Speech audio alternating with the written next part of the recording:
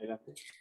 Buenas tardes, señores investigadores y señores participantes. La Red Peruana de Universidades, RPU, con el propósito de consolidar una comunidad de investigadores de alcance nacional con activos vínculos entre las 24 universidades que la conforman, apuesta por una investigación universitaria rigurosa y diversa, que sea creadora de conocimientos que aporten al desarrollo regional y nacional.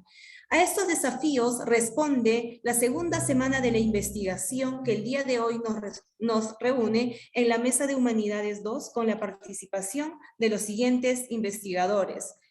Daniel Castillo Torres, de la Universidad Nacional de San Agustín de Arequipa; Margarita Suárez Espinosa, de la Pontificia Universidad Católica del Perú; Herbert Pérez Postigo, de la Universidad Nacional de San Agustín.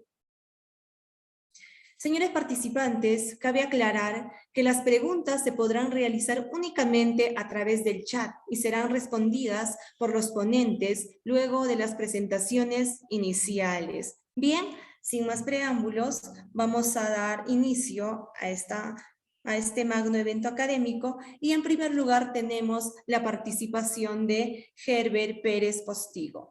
Es docente de la Facultad de Ciencias de la Educación de la UNSA, licenciado, maestro y doctor en educación, con segunda especialidad en políticas educativas y desarrollo regional por la Pontificia Universidad Católica del Perú, y es decano del Colegio de Profesores Región Arequipa. Señor ponente, dispone de 15 minutos. Adelante.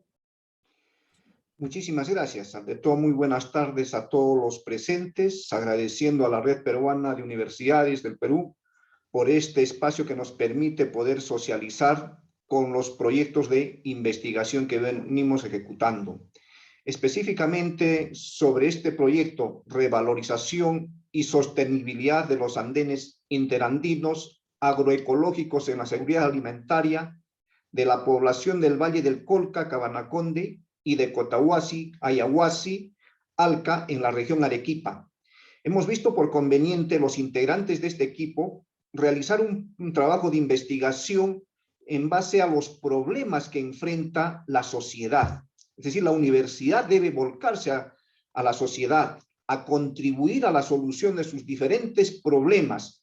Este ha sido un equipo constituido por 3 profesores de la Escuela de Nutrición, dentro de ellos la doctora Nelva León, quien fue la investigadora principal, y hemos tenido también la participación de un médico, como también de una trabajadora social, y también se contó con la participación de una estudiante. Y como asesores externos hemos tenido a un antropólogo alemán y a una agrónoma peruana holandesa. Con este proyecto nos propusimos como objetivo general sensibilizar a los agricultores de las localidades del Valle del Colca y Ayahuasi, Cotahuasi, en la continuación de sus prácticas agrícolas ancestrales como garantía de seguridad alimentaria y sostenibilidad económica, aplicando las técnicas del diagnóstico rural participativo y la investigación-acción participativa. Estas 2 localidades pertenecen a 2 provincias, ¿no? Entonces vimos por conveniente ahí ejecutar, y para ello nos propusimos 10 objetivos específicos, que son los siguientes. El primero, identificar la variedad de alimentos que se cultivan en los andenes en cada uno de estos lugares. En segundo lugar, identificar el tipo de riego que aplican también en cada una de estas localidades. En tercer lugar, identificar las prácticas ancestrales del manejo de los andenes. En cuarto lugar, identificar el tipo de manejo de las plagas, cómo ellos combaten a las diferentes plagas, ¿no?, que se presentan en cada una de estas localidades. En quinto lugar, conocer las percepciones que tienen los agricultores sobre el cuidado del medio ambiente y de sus andenes. El sexto objetivo específico es identificar la prevalencia de enfermedades en la salud de los agricultores y sus familias. En séptimo lugar, identificar antropométricamente la situación nutricional de las poblaciones seleccionadas. En octavo lugar, identificar el nivel de estudio con que cuentan la población participante. Es decir, era importante conocer el nivel cultural de cada uno de los habitantes. En noveno lugar, identificar y seleccionar las mejores técnicas del diagnóstico rural participativo capaces de motivar a los campesinos. Y por último, socializar los resultados a nivel familiar, comunal y logrando una mayor motivación. Como hipótesis, planteamos lo siguiente: los agricultores del Valle del Colca y de Cotahuasi se sensibilizan y revaloran sus prácticas agrícolas ancestrales, protegiendo su seguridad alimentaria y su ecosistema, aplicando técnicas cualitativas del diagnóstico rural participativo y la investigación-acción participativa. La metodología que utilizamos ha sido la investigación-acción participativa con enfoque mixto, teniendo en cuenta que este tipo de investigación devuelve la información a los participantes del estudio, ofreciendo la oportunidad de buscar sus propias soluciones. Las técnicas y procedimientos utilizados: el tipo de investigación fue aplicada, el nivel de investigación analítica, el muestreo se trabajó con 30 familias en cada una de estas localidades. Producción y registro de datos: se desarrolló la observación, el cuestionario, entrevistas a profundidad, se trabajó con el grupo focal y observación participante. Y el diseño estadístico se realizó a través del chi cuadrado y análisis de varianza. ¿Qué nos propusimos como resultados? Obtener la publicación de 4 artículos científicos que sean publicados bien en la base Scopus o en la Web of Science. 2 docentes con publicaciones en revistas indexadas. 2 ponencias de los resultados, tanto a nivel internacional y nacional.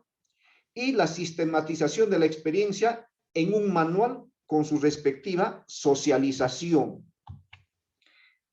¿Qué elementos conceptuales y herramientas fueron considerados? Se trabajó a través del diagnóstico rural participativo, utilizando herramientas y técnicas propias de este diagnóstico. También se realizó la investigación-acción participativa con sus propias herramientas o técnicas. Para desarrollar el trabajo, iniciamos en octubre del 2018 y terminamos el año pasado en el mes de mayo, es decir, el año 2020. A un inicio, lo que hicimos es todos los miembros del equipo comenzar a preparar. Realizamos la organización de la intervención de todas las salidas a través de trabajos que, como ustedes pueden observar aquí en las imágenes, donde realizamos los reajustes midiendo el tiempo que íbamos a utilizar en el trabajo en cada una de las visitas, ¿no? Teniendo en cuenta los objetivos que nos habíamos propuesto. Hicimos ensayos sobre las diferentes metodologías, las diferentes actividades que teníamos que desarrollar. Y una vez que preparamos toda la planificación, lo que hicimos es una primera visita a cada una de estas localidades. En primera instancia, con la finalidad de coordinar con las autoridades, pedir el permiso de ellas, porque hay que respetar también las instancias, ¿no? En cada lugar sus propias costumbres. Buscamos a los líderes de la comunidad, conversamos con cada uno de ellos. Entonces, ya teniendo el compromiso de la participación de todos ellos, en lo posterior comenzamos ya a aplicar los instrumentos. En cada lugar designamos a un investigador local con la finalidad de comprometerlos a ellos y también que sirva de enlace y de motivación con todos sus copobladores. La primera fase del proceso de investigación fue el diagnóstico, que consistió en la aplicación de los instrumentos para obtener la información. En primera instancia se realizó el corte transversal o transecto, la observación participante, se realizó entrevistas semiestructuradas, mapa de recursos naturales, mapa de finca o chacra y la encuesta. Aquí ustedes pueden observar vistas de cada uno de los lugares donde hemos tenido que visitar.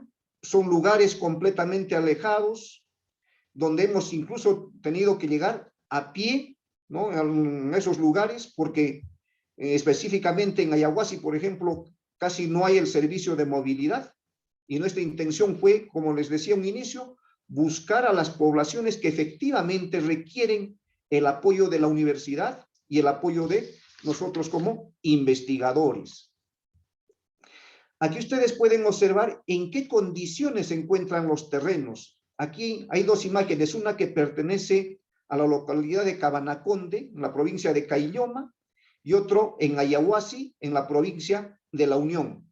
Terrenos que han venido siendo abandonados, olvidados, ¿no?, porque las personas en los últimos años han venido prestando más importancia de repente a la adquisición de productos ya industrializados y dejando de lado sus prácticas ancestrales donde obtenían los productos de pan llevar, ¿no?, para el consumo de sus familias. Entonces, nosotros a través de la observación también hemos visto la manera como están cultivando sus propios productos. Aquí ustedes observan en la parte superior una vista de Ayahuasí, donde una señora está trabajando. En la parte superior o inferior, diré, una imagen de los trabajadores, de las señoras de Cabanaconde, ¿no?, donde ellos también están debidamente organizados y de la manera como desarrollan sus prácticas en forma cooperativa. Aquí ustedes pueden ver en estas imágenes las entrevistas semiestructuradas, entrevistas que desarrollamos con los pobladores, entrevistas que desarrollamos con las autoridades. Aquí, por ejemplo, en la parte inferior, ustedes pueden ver una entrevista con la enfermera en el distrito de Alca, donde nos pudo proporcionar valiosa información, específicamente, por ejemplo, sobre el grado nutricional de los niños, donde se observó que había un elevado porcentaje de desnutrición, incluso anemia en los estudiantes. El mapa de recursos naturales nos permitió, a través de la participación directa de ellos, que como ustedes observan en estas vistas, expresen en papelógrafos sus experiencias, sus formas de pensar. Ellos en las imágenes dijeron cómo se sentían en ese momento. Los niños, por ejemplo, en forma activa también que participaron, graficando toda su experiencia y su forma de vivir. Aquí ustedes pueden observar la participación de las autoridades, donde también producto del trabajo, de la participación, ellos comenzaron a relatar toda su experiencia, la forma como venían cultivando, cómo realizaban su planificación. Aquí en la parte inferior pueden ver niños y sus madres también que están participando, ¿no?, en forma activa.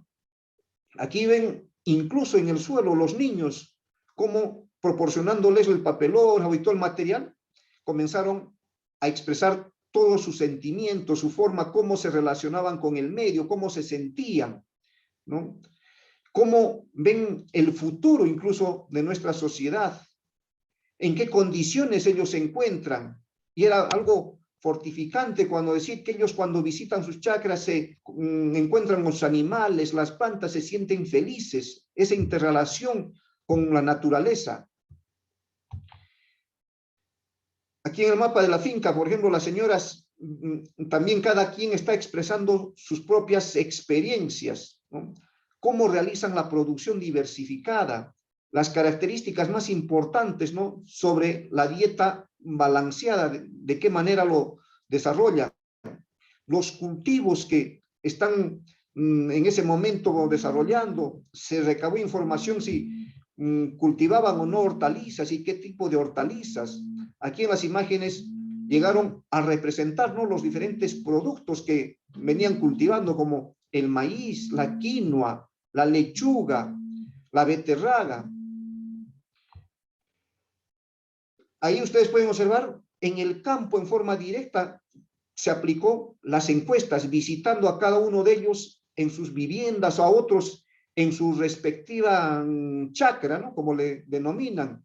E incluso en el trayecto, en el camino, a veces con algunos nos encontrábamos y en el acto se les aplicaba las encuestas. Como ustedes pueden ver ahí, las señoras participaban en forma activa, incluso muchas con sus criaturas, ¿no? La etapa de transición. Ustedes pueden ver aquí en estas imágenes en qué condiciones se encontraban los terrenos, que estaban muchos abandonados.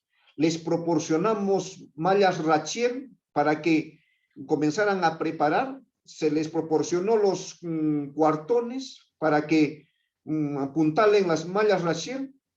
Se les comenzó a capacitar y en la segunda fase de la investigación se tuvo que tomar en cuenta los siguientes aspectos: la entrega y análisis de los resultados de las encuestas que se habían aplicado. Se realizaron capacitaciones con la participación de todos ellos. Realizamos trabajo de campo con ellos directamente, involucrándonos con sus propias costumbres, con sus propias creencias, como es, por ejemplo, el pago a la tierra. Ellos, para poder realizar los cultivos, realizan esa tradición, el pago a la tierra, ¿no? Entonces, también se realizó ello con nuestra participación. En las diferentes visitas que realizamos, tuvimos diferentes reuniones. Aquí, por ejemplo, ustedes ven la participación de hombres, de mujeres, donde se pudo intercambiar las experiencias, se pudo socializar los resultados, ya como conclusión de las encuestas que se había aplicado, se les dio a conocer esos resultados. De igual manera, sobre el examen que se hizo a los niños, sobre peso, talla, índice de la masa corporal, donde, como les dije, se determinó que había niños con obesidad, niños con desnutrición, con anemia. Entonces, todos esos resultados se logró socializar, ¿no? Donde también hicimos presentaciones a través del PowerPoint explicándoles cada uno de estos resultados. Aquí ustedes pueden observar la participación de nosotros, donde les pudimos socializar, como les dije, esos resultados. Aquí ellos están participando, donde también producto del trabajo grupal, de las conclusiones que estuvieron expresando sus puntos principales a través de tarjetas de multigramación. Por ejemplo, ellos señalaron los diferentes productos que antes venían cultivando y muchos de ellos que ya iban dejando de lado, ¿no? Como decía, producto ya del consumo de productos industrializados. Aquí también, a través de esas imágenes que le hemos denominado árbol de los sueños o de los compromisos, donde ellos dieron a conocer las expectativas que tienen, qué aspectos les gustaría priorizar, qué acciones son importantes de volver a recuperar, ¿no? De las tradiciones que antes tenían y se venía últimamente dejando de lado. Aquí, en el lado derecho, en esa imagen, a través del árbol, se dio a conocer, ¿no? Por ejemplo, que la familia, el elemento fundamental de la sociedad. Se habló sobre la educación, sobre las expectativas que tienen. Aquí también ustedes pueden ver las señoras cómo vienen participando también en todo ese trabajo en forma muy activa.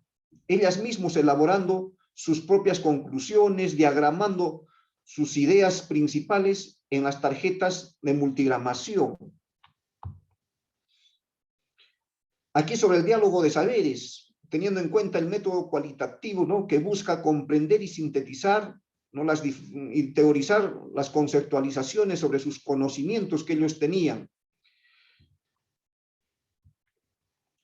Aquí ustedes pueden ver también en el trabajo que ellos realizaron, señalaron en este papelógrafo sobre la forma como ellos se curan de las diferentes enfermedades.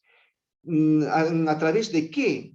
Ellos, por ejemplo, nos decían que no recurren a veces a los hospitales, no recurren a una farmacia, sino en base a las propias plantas que tienen.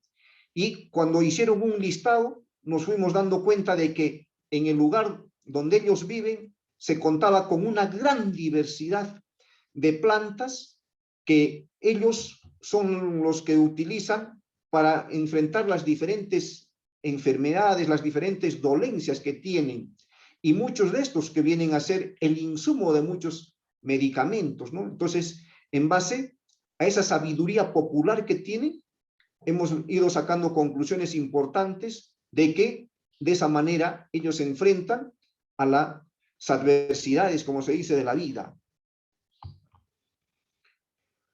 Aquí sobre el diálogo de saberes, los propios niños, aquí ustedes pueden ver las imágenes que nos contaban, relataban toda su experiencia en cuanto a su educación, en cuanto a sus prácticas en el campo, de qué manera apoyan a sus padres, qué función cumplen, qué es lo que observan de sus papás, qué les gustaría hacer. Entonces cada uno de ellos expresaba, ¿no?, en forma muy abierta. Aquí en el trabajo de campo, como les decía, ellos lo que hacen es poner cada vez que realizan sus siembras en práctica sus propias costumbres. Y hay diferencias de una población a otra, ¿no?, de un lugar a otro. Aquí ustedes pueden ver, por ejemplo, están preparando para el pago a la tierra, donde, como les dije, nosotros también hemos compartido esas experiencias con ellos. Nos hemos trasladado hasta los lugares donde ellos seleccionaron esos andenes que estaban abandonados para poder cultivar los productos que habíamos priorizado. Entonces ahí ustedes ven, por ejemplo, hasta los varones, cómo se preparan. Hay uno de los líderes que tuvimos, hasta su sombrero adorna con las flores que tienen en el lugar, y de esa manera preparan el pago a la tierra. Aquí ustedes pueden ver cómo han preparado una serie de elementos, productos que utilizan para hacer el pago, y comienzan a encender, y de esa manera se realiza. Los terrenos que estaban completamente abandonados, comenzaron ellos a prepararlos con la participación, como ustedes observan, de las mujeres, de los varones, ¿no? Señor ponente, disculpe, su tiempo se ha agotado. No obstante, le brindaré 2 minutos a efectos de que pueda concluir. Ya, con esto termino. Entonces, allí, por ejemplo, les hemos proporcionado 13 tipos de semillas de diferentes hortalizas. Se realizó un seguimiento al cultivo.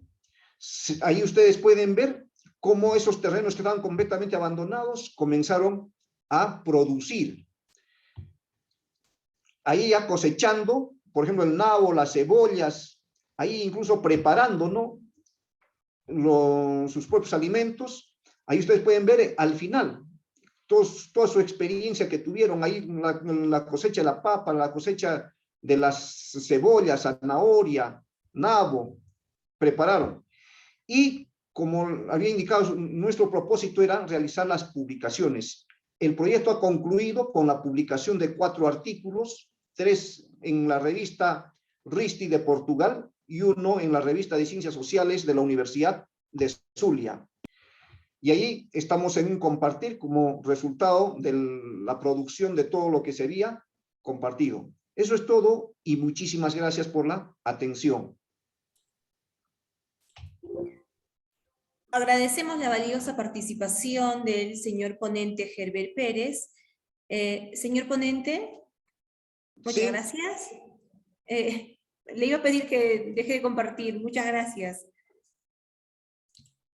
Bien, enseguida tenemos la participación de la investigadora Margarita Suárez Espinosa. Ella es PhD en Historia por la University College London, es directora del doctorado en Historia de la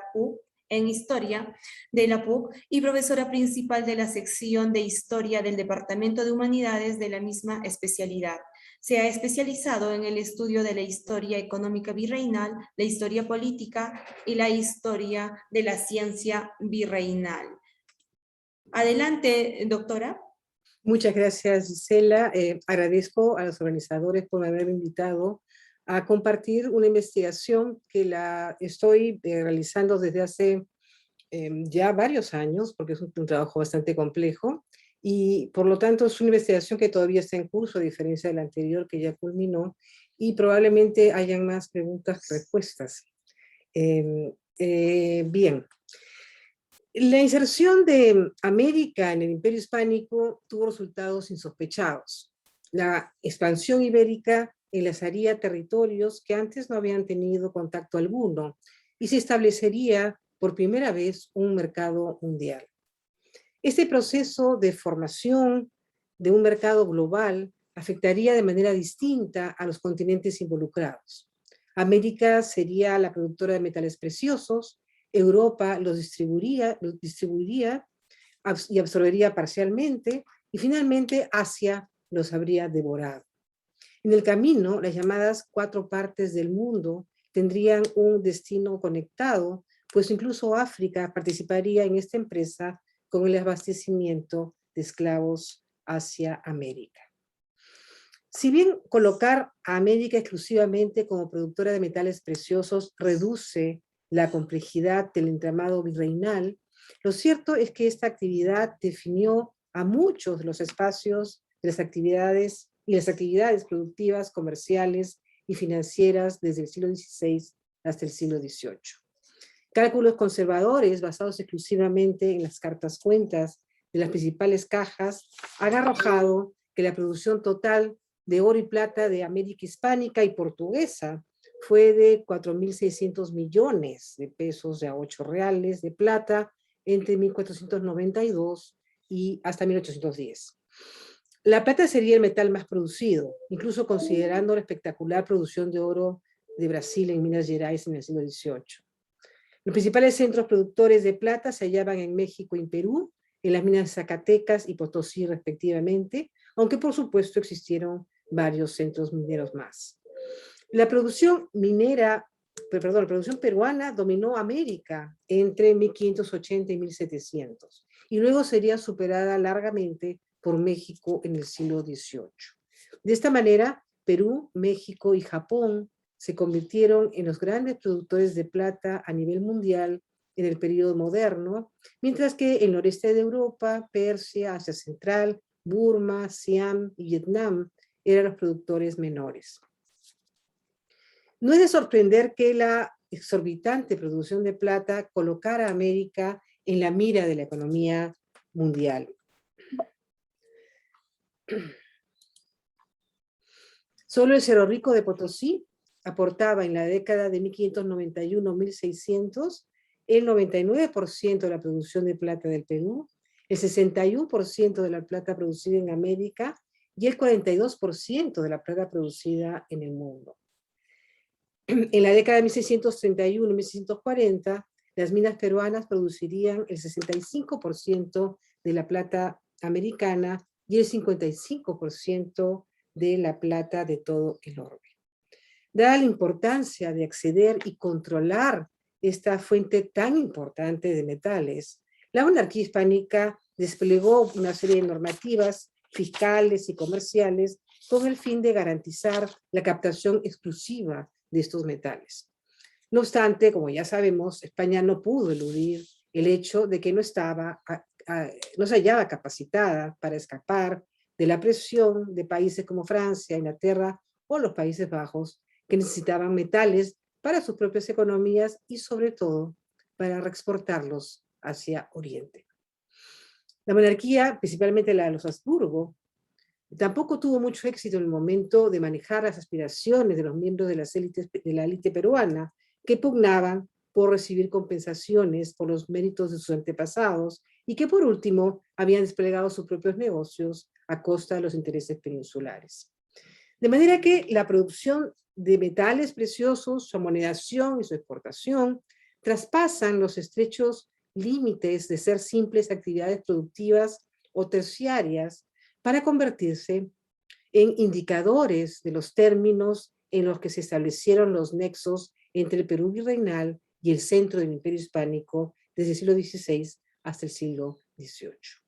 Entonces, el objetivo de mi investigación es analizar cuál es el comportamiento de las exportaciones peruanas entre 1660 y 1739, es decir, desde la posición de los asientos comerciales hasta el fin del régimen de los galeones en el Perú.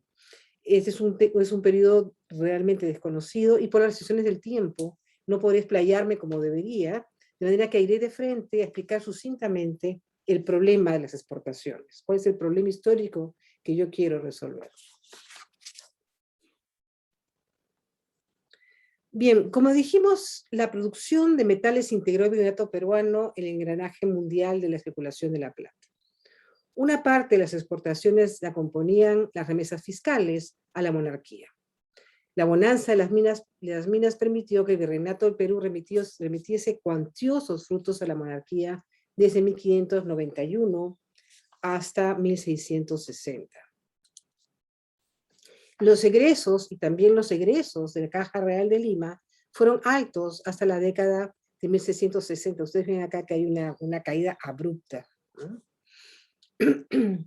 Y entonces eso permitió que se enviasen, en esta época de auge, permitió que se enviasen remesas que oscilaron entre el 33 y el 51% de los egresos fiscales procedentes de toda América y procedentes de la caja peruana también. Sin embargo, esta pax fiscal no duró mucho tiempo. Hacia 1660, la situación de la hacienda peruana era dramáticamente distinta. La hacienda se hallaba profundamente endeudada contra ingresos futuros desde la década de 1650, se arrastraba desde aquí. Y las remisiones de las cajas mineras a Lima se desplomaron desde 1664, y fíjense que no solo fue por una crisis de producción, sino fue por problemas muy serios a nivel de la administración que no vamos a entrar a explicar acá. Como resultado, el gobierno del Perú difícilmente lograría reponer las remesas al monarca, que cayeron a 14,9% en la década de 1661 a 70 y a 4,9% en la última década del siglo XVII. Y la situación, como verán, no mejoraría mucho en el siglo XVIII. Ahora, no obstante, este gráfico desastroso sobre las exportaciones fiscales, estas remisiones al rey no constituían la parte más pequeña de las exportaciones de plata de América, en el orden del 19% del total de la plata americana registrada hacia España. El resto, el 80%, era dinero privado, aunque este porcentaje incluso podría ser más alto.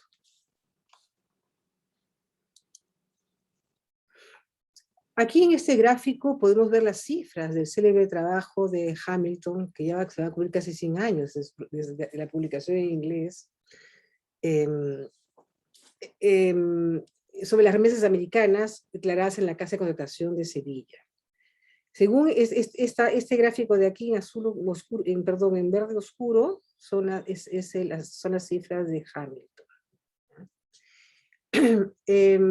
Estas cifras indicarían que el cenit de las exportaciones, en general, acá incluye remesas privadas y remesas públicas, el cenit habría sido hacia finales del siglo XVI, y entre 1601 y 1630 habría disminuido, y a partir de 1630 ya había colapsado las remesas privadas y fiscales de América hacia España. Hacia España. Luego, en la década del 80, aparecieron las famosas cifras de Michel Molineux, que son estas que ustedes ven aquí, que son divergentes a las coinciden con Hamilton entre fines del siglo XVI y 1630, y de aquí, a partir del 30, o del 20, comienzan a diverger, y van por otro lado, ¿no? Entonces, estas cifras de Molineux fueron tomadas, son cifras oficiosas, tomadas de los registros consulares franceses en Cádiz, y de cifras acá extraídas de las gacetas holandesas en los Países Bajos, ¿no? Pero también de otras cifras por ahí dispersas, ¿no? Entonces, estas cifras, digamos, coinciden hasta 1130 y de allí se bifurca. Esta divergencia inicial entre las cifras de Hamilton y las de Morinot se deben al fraude de la carrera de Indias. Esto de aquí, esto que vemos aquí, eso de acá es evidente que era por el fraude de la carrera de Indias, que fue desvergonzado desde 1630. Y además los reportes de las autoridades y los de los mismos comerciantes lo confirman. Pero estas cifras increíbles y fabulosas que recopiló Morinot muestran que las mayores exportaciones de metales de todo el siglo XVII no se produjeron en el supuesto auge de Potosí en este periodo, sino se habrían producido entre 1650 y 1700.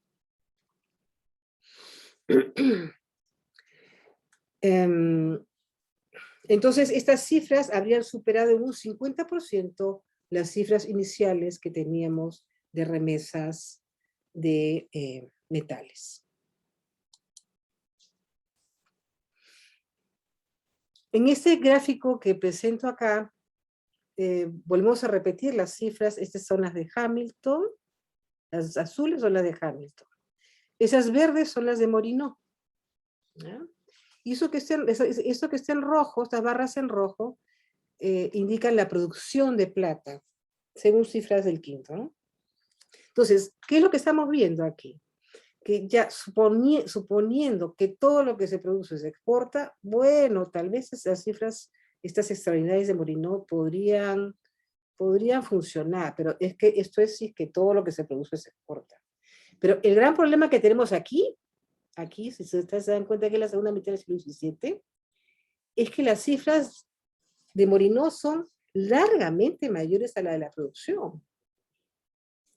Entonces, el gran problema de estas cifras de Morinot, es que no coinciden con las de la producción, sobre todo en la segunda mitad del siglo XVII. Ahora, ¿cómo conciliar las cifras de producción de plata peruana o americana con las de exportaciones oficiosas de Morinot, que son mucho más altas que las de la producción, en la segunda mitad del siglo XVII? Es todavía un problema no resuelto. Perdón. ¿O es que la capacidad fiscal de la monarquía colapsó? ¿O es que las cifras de Morinot son increíbles y fabulosas? Entonces mi investigación va a contribuir a resolver este problema, debido a que ofreceré nuevas cifras de exportaciones de plata en los últimos 80 años, del sistema de galeones con nuevas cifras que he encontrado. Y son cifras no oficiosas, sino son cifras, entre comillas, oficiales, ¿no? Por lo pronto, sabemos que gran parte de las remesas, estas que se escaparon, fueron a parar a Francia, a Génova, a Inglaterra y a Holanda, mientras que España solo participó del 6% de este comercio en las últimas décadas del siglo XVII.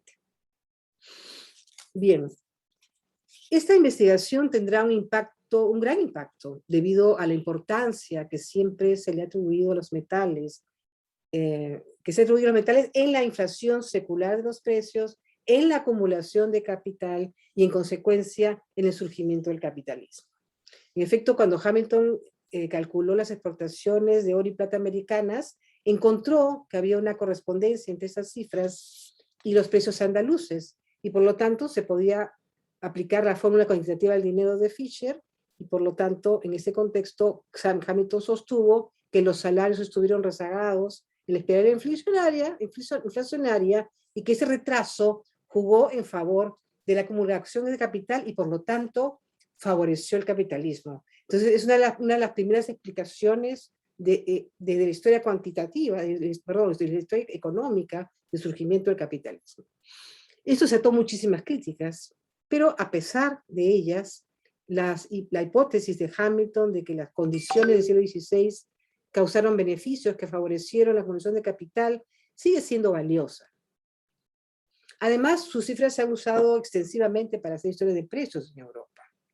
Sin embargo, la aparición de las cifras de Morinot fue un duro golpe para los historiadores para historiadores, sobre todo los que hacían historia de precios, pues al modificarse el flujo de metales, las series de precios se volvieron dudosas. Es decir, prácticamente después de las cifras de Morinó, nadie más volvió a hacer historia de precios. No se atrevieron. Del mismo modo, socavó la idea de una supuesta crisis generalizada en el imperio español y en general en el mundo en el siglo XVII. Entonces, ofrecer nuevas cifras de metal, de exportaciones de América, aunque sea solo del Perú, puede reanimar esta área de la historia económica, pero sobre todo cambiará la visión de la función del virreinato del Perú dentro del Imperio Español y estimulará las investigaciones desde una nueva óptica. Esta investigación modifica dramáticamente el entendimiento de la participación del Perú en el imperio, ya que proponemos que el virreinato del Perú dejó de colaborar económicamente con las arcas imperiales y se estableció un nexo claramente negociado en el espacio atlántico. Finalmente, y ahora sí sale el planeta, finalmente este proyecto se enmarca directamente en la historia de la economía global, ya que el Perú participó activamente en la formación de esta al proveer los metales que serían consumidos en el mundo y sobre todo en el Asia. De hecho, todo el mercado mundial del siglo XVII se alimentó de la plata perulera, lo que salió en evidencia durante el escándalo de adulteración de la moneda potosina a mediados del siglo XVII, pues diversos mercados distantes y en apariencia desconectados tuvieron que rechazar esta moneda. De hecho, se han encontrado pecios, por ejemplo, en la India, y allí se ha encontrado que las monedas son patacones peruleros. Entonces, examinar las fluctuaciones de este suministro de moneda que nunca había sido tan abundante, solo fue abundante gracias a Potosí, será de vital importancia para entender si efectivamente hubo dificultades en el mercado mundial cuando cae la dinastía Ming y se instaura la dinastía Qing. Muchas gracias.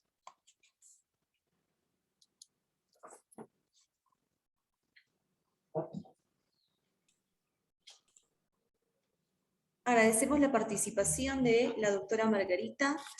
Enseguida tenemos la participación de Daniel Castillo Torres.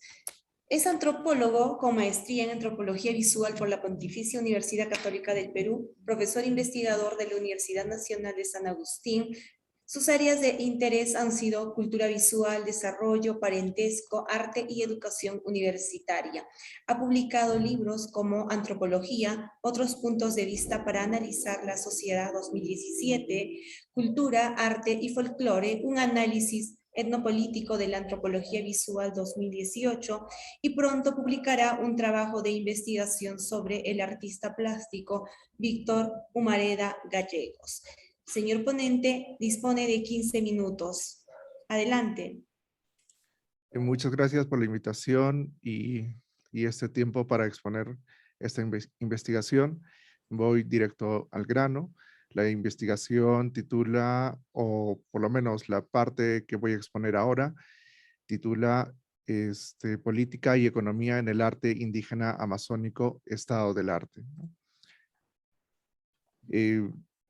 Presentaré el estado del arte inicial para una investigación que estoy ampliando. Voy a exponer mi experiencia como investigador al trabajar con artistas amazónicos desde el 2011, junto a sus motivaciones y nuevas propuestas.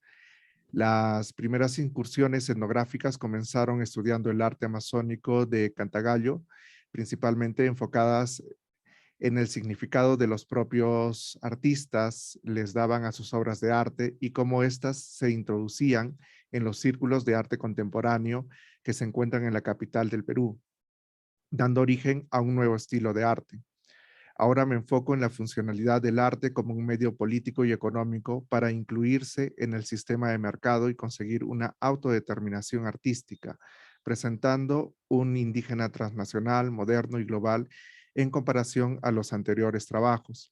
La metodología etnográfica que utilizo me permite reconstruir historias de vida importantes, enfatizando en el activismo cultural, político y cultural como categorías de primer orden. El proyecto finalmente trata de desconstruir la idea del arte inocente o el arte por el arte, como también aquella influencia de la economía o la política en la categorización y valorización del arte, en especial del arte indígena en el mundo.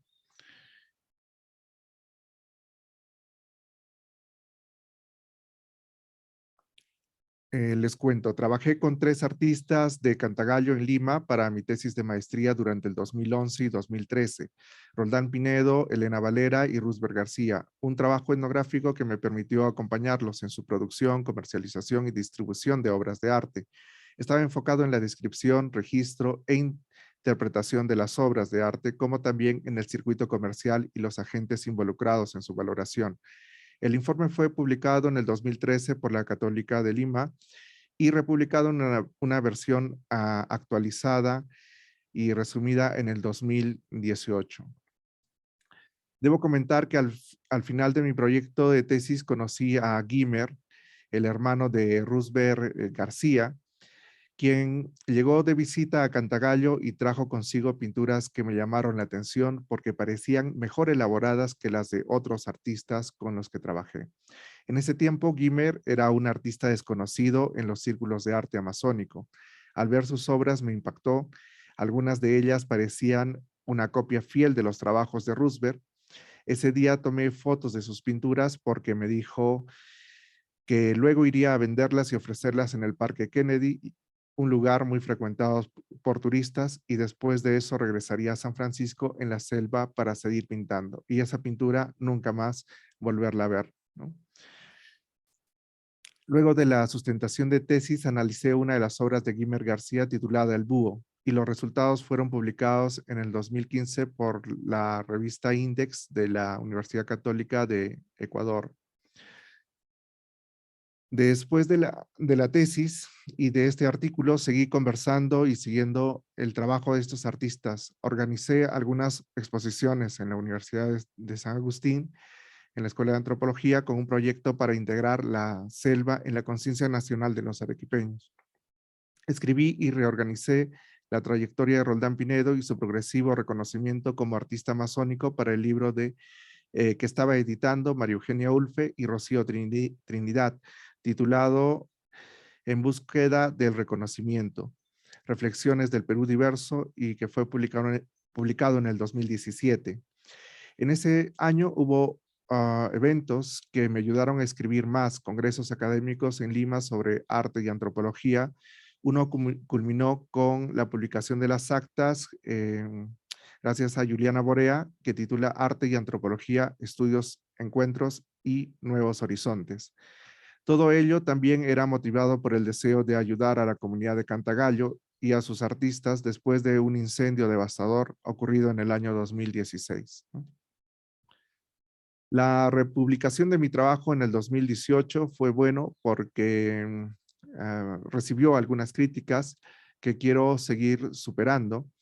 Una de estas críticas sobre mis conclusiones es que generalizaba demasiado el arte indígena a partir de 3 informantes como muestra, por lo que decidí conocer a más artistas amazónicos a partir de entonces, ¿no?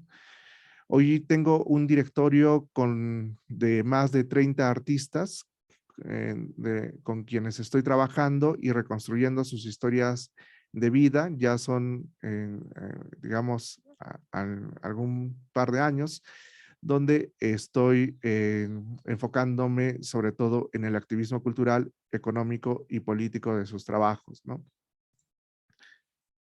Los trabajos de Juliana Borea de la Universidad de ESSEC en los últimos años se orientaron a estudiar el avance de Roldán Pinedo, Elena Valera y el hijo de ambos, Harry Pinedo, junto a otros artistas como Renber Yaguarcani, Bruce Rubio, entre otros. En el 2010 publicó un artículo sobre Renber Yaguarcani y hace poco fue parte de la organización de la exposición Placemaking, Worldmaking, Three Amazonian Indigenous Artists, inaugurada el 19 de enero de este año y que estuvo en exposición hasta el 7 de abril, ¿no?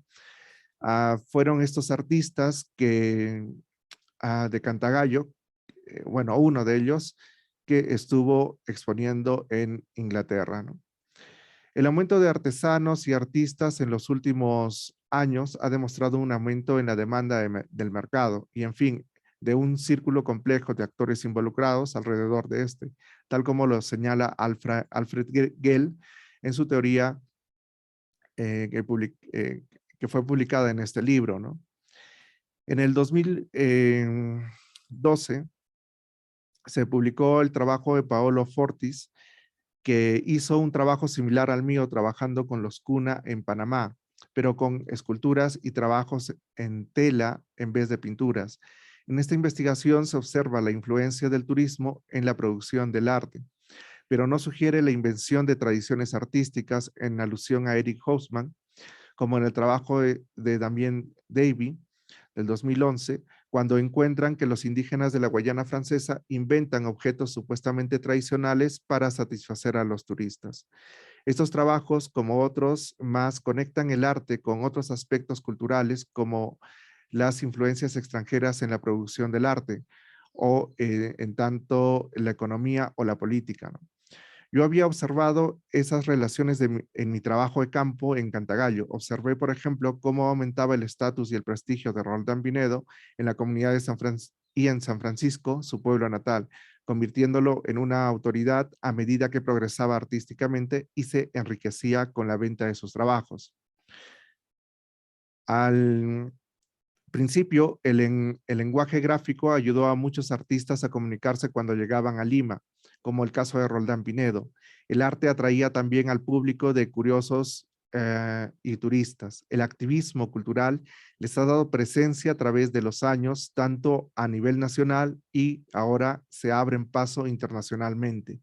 Carlos Granés publicó El puño invisible en el 2011, que hace referencia al arte en sentido político y cómo éste ha transformado el modo de pensar en Europa y en Occidente en general. Por ejemplo, si revisamos la historia del expresionismo alemán de principios del siglo XX, nos daremos cuenta del rechazo que tuvieron en sus inicios, tanto que ellos mismos tuvieron que formar su propio círculo de artistas críticos y centros de exposición, como el Der Blaue Reiter, conformado por Augusto Macke, quien viajó a Francia para darle fuerza y reconocimiento a su obra, pero lamentablemente muere muy joven en la guerra, ¿no? De hecho, algunos de los artistas con quienes he estado trabajando ya no viven en las comunidades de la selva, tampoco en Lima, ni siquiera en el Perú. Uno de ellos está en Francia y otro vive cerca de Berlín. Se casaron con nativas y ahora se han convertido en activistas culturales. En junio, uno de ellos regresó a Pucallpa para realizar un gran evento artístico junto al aniversario de la ciudad, ¿no? En la última conversación que tuvimos, me contó que cuando llegó a Europa aún estaba muy conectado con la naturaleza, pero hoy se siente desconectado y por eso también está regresando. Es un sacrificio necesario perder la conexión con la cultura o reducir la cultura a un solo aspecto como el arte, por el bien de la comunidad sometiéndose a las condiciones del poder o las políticas de Estado. Por ejemplo, en los Estados Unidos, la educación obligatoria de los indígenas les dio ventajas para insertarse, pero al mismo tiempo borró parte de su cultura. En el caso de los artistas amazónicos, sobre todo los jóvenes, han tenido que pasar por el colegio y luego por las academias de bellas artes, como Guimer García. Curiosamente, los incomprendidos jóvenes artistas amazónicos se juntaron en un colectivo llamado Barimba Babo, que significa los nietos del sol. Este grupo fue formado por Filder Agustín, un joven migrante que después de acabar el colegio viajó a Lima en búsqueda de un futuro mejor. Lamentablemente, Filder murió joven el año pasado víctima del COVID, cuando se encontraba de paso en Cantagallo. Los artistas amazónicos más exitosos de la nueva generación también son aquellos que más educación han tenido y oportunidades en el extranjero. Es la estrategia para sacarle ventaja a los más veteranos, como Cristian Bendayán, pero todos al mismo tiempo supieron conservar y utilizar su cultura política y económicamente, y no pierden del todo su conexión con la selva, ya que dependen de ella para sobrevivir y ser aceptados en otros ámbitos. Creo que las movilizaciones indígenas son también la transformación del mismo arte. Algunas investigaciones como las de Chomel Nos cuentan con fotografías incluso cómo a principios del siglo XX indígenas de la Amazonía peruana llegaban a Lima para conversar y negociar con los presidentes. En este trabajo de investigación veo que negocian con críticos y galerías de arte en todo el mundo, donde entran en juego la economía y la política. He estado trabajando con algunos especialistas en Amazonía, entre ellos Óscar Espinosa, por ejemplo, de la Católica, y que es uno de los autores del libro que están viendo, ¿no?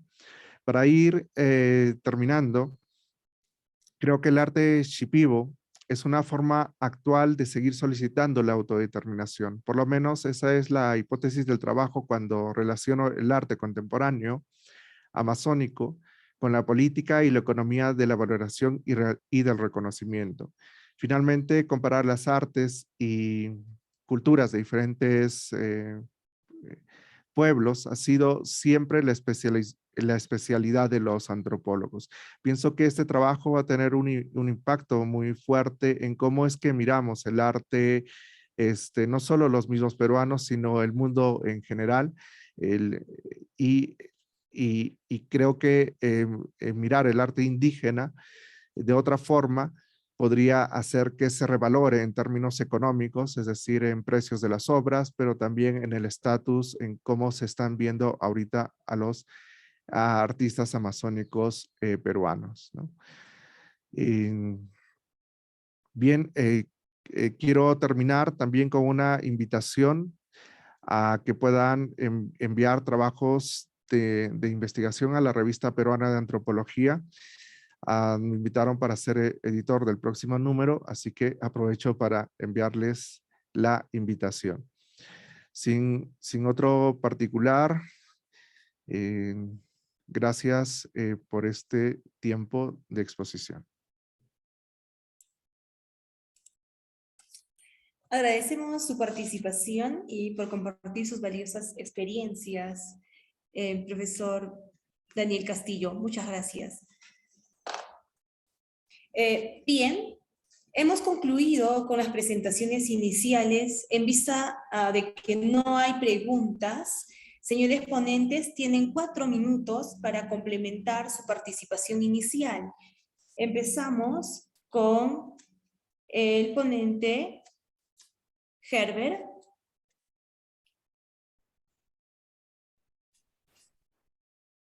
Herbert, ¿se encuentra aún en sala? Se retiró. Ah, se retiró. Bien. Entonces, doctora Margarita, tiene usted 4 minutos. La verdad, Gisela, que no tendría nada más que agregar. En realidad hay mucho más que agregar, pero si no hay preguntas, un poco difícil extender más la presentación. Ah, perfecto, doctora, gracias. Daniel. Solo agradecer nuevamente por el tiempo y bueno, sí, hay más cosas que decir, pero creo que 4 minutos no son los suficientes, pero me parece que he podido o he tratado de resumir todo en la primera parte y está bien para mí. Gracias. Ah, perfecto. Muchas gracias. Bien. Señores ponentes y señores del público, hemos concluido con esta mesa. Agradecemos su participación. Y bueno, les invitamos a seguir participando de algunas mesas que aún quedan en el marco de la segunda semana de la investigación. Muchas gracias y tengan ustedes muy buenas tardes. Muchas gracias a ustedes. Muchas gracias. Buenas tardes. Buenas tardes con todos. Buenas tardes. Muchas gracias. Buenas tardes a todos.